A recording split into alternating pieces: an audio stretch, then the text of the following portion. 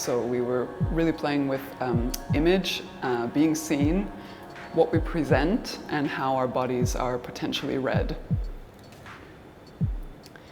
And I think my interest with this work, that came from my experience as a dancer, actually, of performing quite a lot. And through lots of conversations with different artists over the years, particularly disabled artists, who often speak about the stage as a place where we can show a different side of ourselves and make people see us in a different way than in our daily life. So I'm really interested in also the power of the performer and giving some of that agency to the dancers. The tasks for creating material for the piece, one of them was to deliver or to think about iconic gestures, either seen from arts or sports or gender-wise perspectives, and to work with these iconic gestures, to think about their structure, to think about their form. And the next prompt was to take these iconic gestures and to shape them, to transform them and take them somewhere further. So the four dancers created a phrase, our own phrases, using different gestures and different forms from our dance history.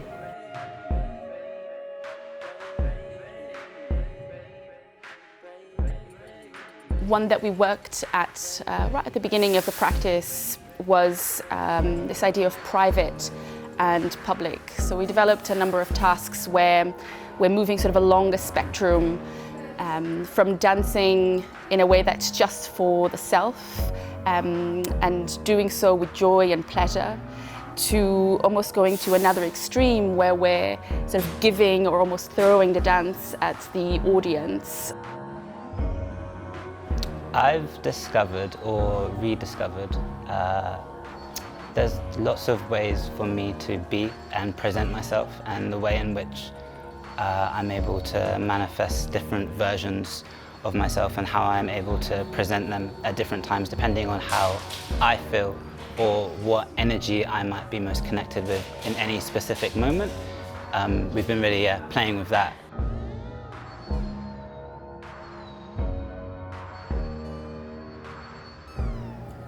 In Annie's piece, we're working with the idea of treating each other like a sacred object. So how can we give support to one another, and how can we receive support as well?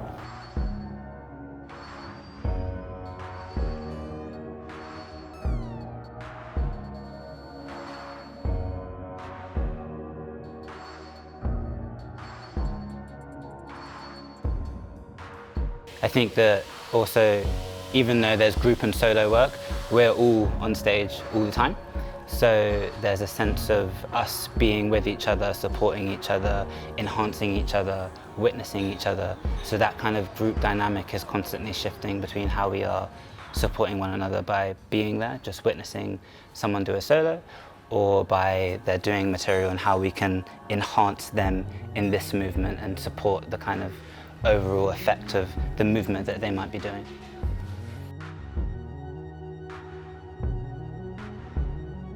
So I definitely discovered more options and resources when I work with my prosthetic leg in this piece, and I had a chance to research on these options, on these new qualities and physicalities in it.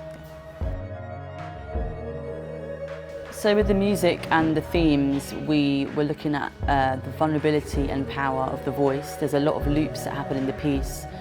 Sometimes the voice sounds quite sweet and ethereal, and sometimes it's really distorted and you hear it screaming or not sounding pleasant. So playing with the idea of what the voice can do. There's a lot of club elements and beats and sequences that kind of change and evolve over time, and there's a transformation and a journey throughout all the sections.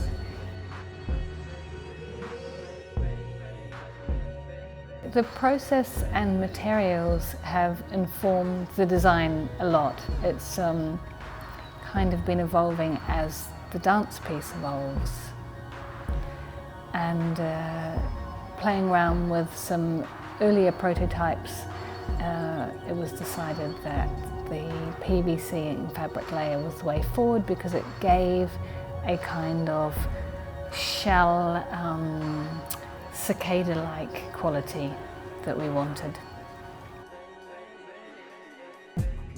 I think what's underneath all my work, or a lot of my work, is just kind of like my belief in what dancing does, what it can activate in people, or what, like in a functional, also kind of a social, political way, and not necessarily by adding narrative or special meaning, but like the act of dancing and what it does to our bodies, what it can do for us as a society or a group of people working together. And I really trust that and believe in it and love it. So yeah, it's a pleasure.